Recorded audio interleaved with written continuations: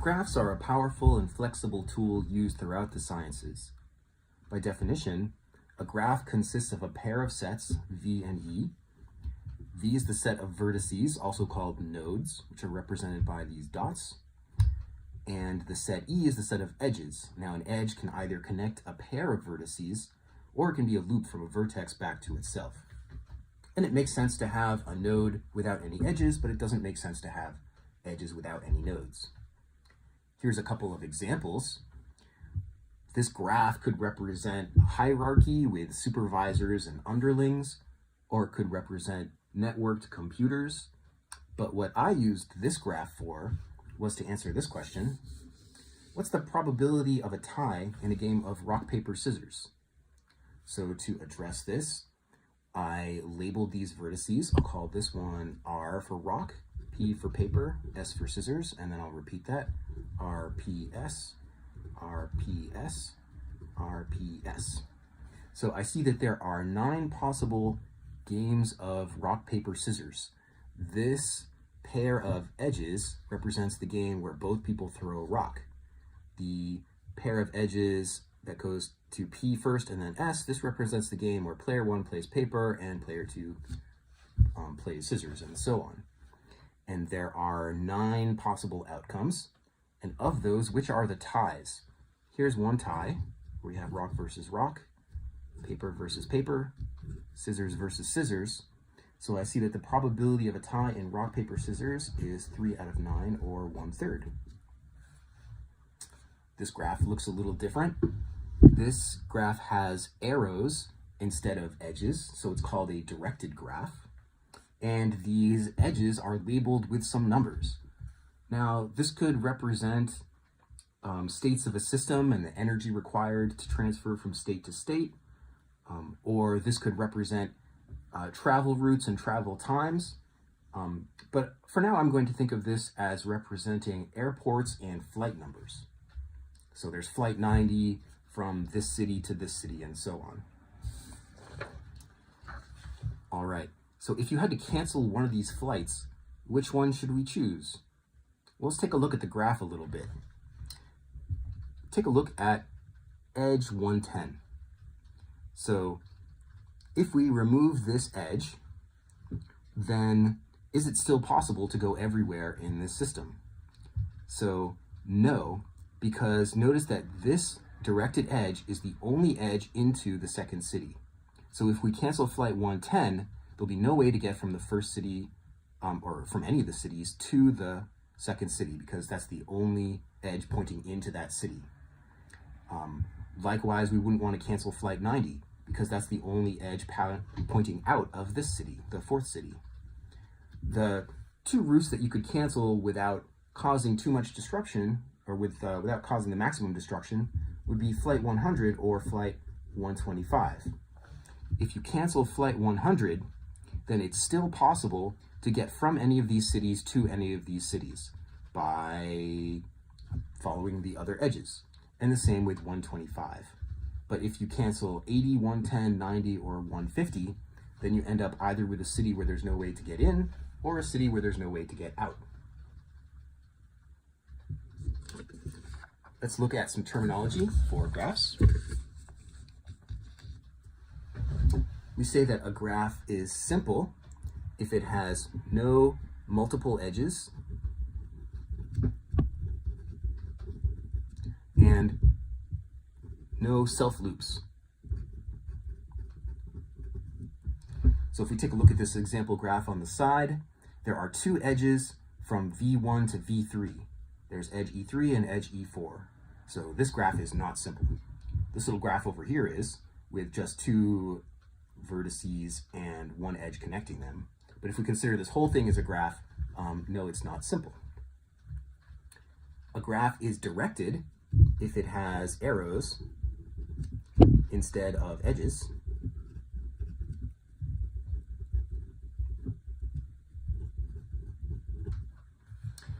And this is useful for representing one-way streets, irreversible operations, etc.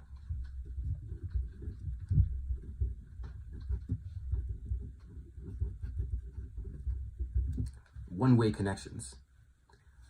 A multigraph is where multiple edges are allowed.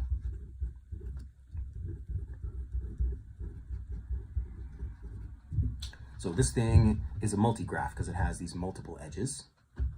In a pseudograph, self-loops are allowed.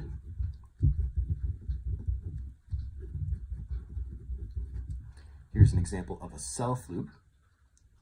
And now this gets back to something I was talking about with the flights example, the idea of paths from one vertex to another. So if x and y are vertices, let x and y be vertices, then a path is a sequence of vertices and edges and vertices from x to y. So for example, we can find a path from V1 to from V1 to V2 could either be start at V1, cross edge 1, end at V2 and done, or you could start at V1, go down edge 3 to V3, come back up E4, and then go across E1 to V2. So here are two paths to V2. We'll say this one has length 1 because it contains one edge, and this one has length 1, 2, 3 because it contains 3 edges. So this one length 1, this one length 3, counting the number of edges. A graph is connected if there exists a path between any two vertices. So this graph is not connected because there's no path, for example, from V1 to V4. And the degree of a vertex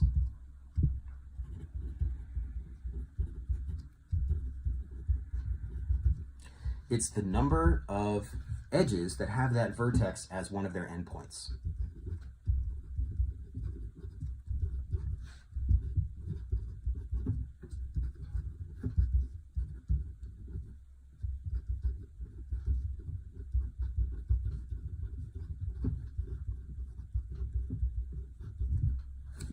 So if we look at our example here, the degree of V1 equals 3,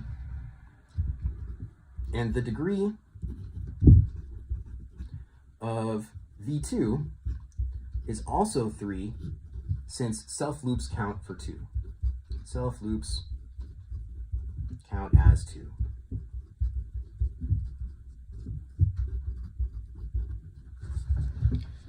The way I like to imagine it is imagine that you're drawing a tiny circle around the vertex and you're counting how many times does this circle cross an edge. So if I have a self loop, that's going to contribute 2 edge crossings.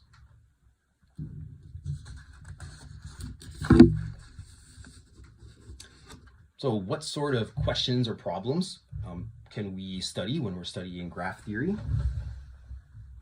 One major activity in graph theory is modeling. So we're looking for how can we use graphs to model some system or phenomena.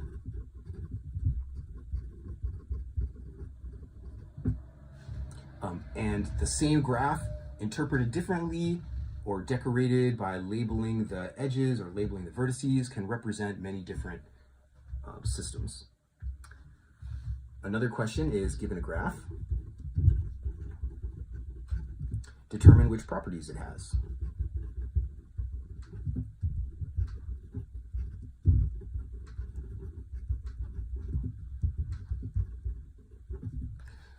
So like when you're asking, is a relation reflexive, is it symmetric, is it anti-symmetric? There are lots of properties that we can ask about a graph. We can ask, is it simple?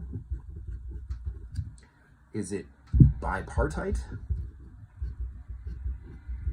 Is it planar? Are there cycles?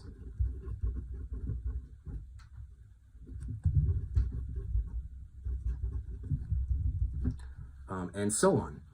And it's useful to know what properties a graph has because there are theorems and algorithms for graphs with all of these properties. So once you know your graph is planar, for example, you know that it can be drawn with no edges crossing. Something more concrete, use a binary search tree to arrange items in a list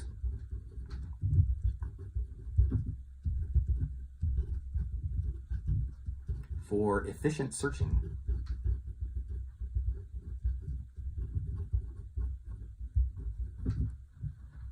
And there are several algorithms to do this. And another big question in graph theory is, given two graphs, are they equivalent?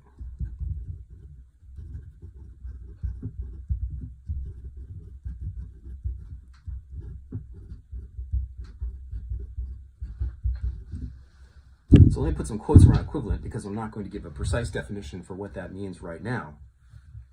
But if I have this cycle graph, it's 4 nodes just going around in a circle or a square, I suppose, then clearly this should be equivalent to this graph with the same arrangement, except I made it taller and narrower. So that's not changing anything important about the graph. It's not changing which edges are connected to which, etc. So it should be that this graph and this graph are equivalent. It's a little bit less obvious that the first graph is also equivalent to this graph, but the first graph is not equivalent to this graph because this one has all vertices have degree 2, and this one has a vertex of degree 1. So that's how you can tell. One of the many ways where you can show that things are not equivalent, which is in general much easier than showing that they are equivalent. Let's look at an example. Is the graph bipartite? So what's bipartite? So a graph that has a vertex set and an edge set is bipartite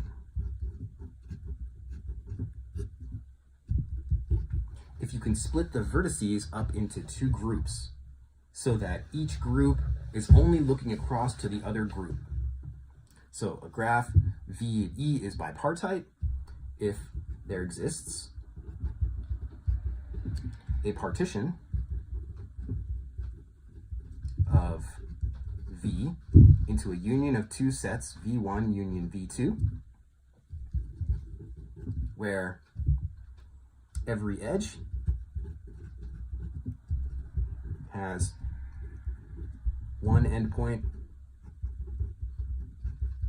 in V1 and one endpoint in V2.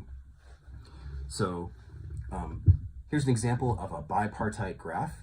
There are 5 vertices here, and we can split them up into 2 groups, V1 and V2. And there are no connections inside of V1. Every vertex in V1 is connected either to nothing or to a vertex in V2, and vice versa. So here are a couple of example graphs, and we'd like to test whether or not they are bipartite.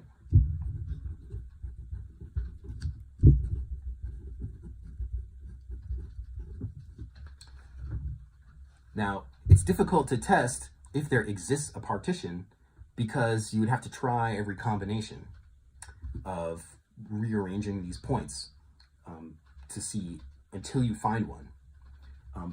But that's not very practical. What's more useful is that there's a theorem. So the theorem here is a simple graph. Remember, simple means no multiple edges, no self loops. is bipartite if and only if it is possible to color each of the vertices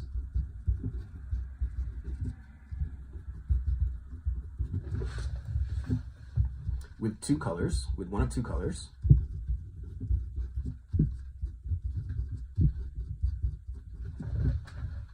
such that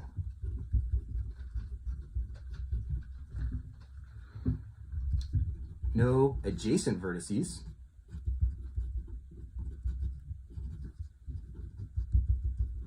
have the same color.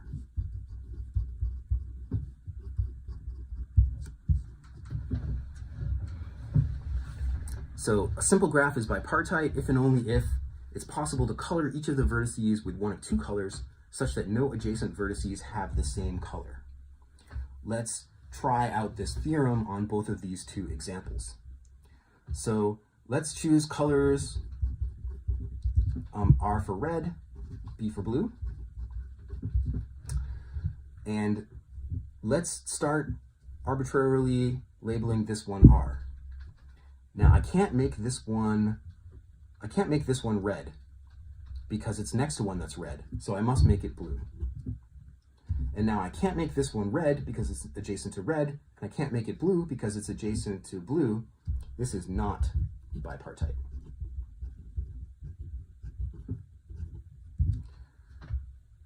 On the other hand, if I start here and label this one red, then this one must be blue, which makes these have to be red, and this has to be blue. And then let me check over here.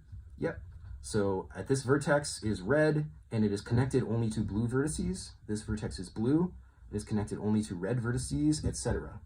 So this one is bipartite.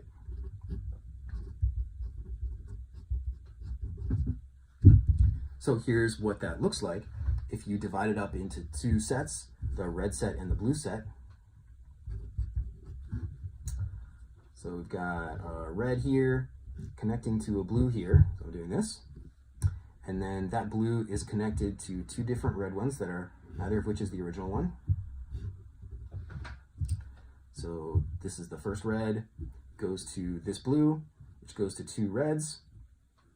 One of those reds goes back to blue on this side. And that blue goes back to this red. Let's see, so it was red, then blue, then we have this red is here, and this red is here. So it goes back to that one as well. This isn't a very pretty graph, but that's fine.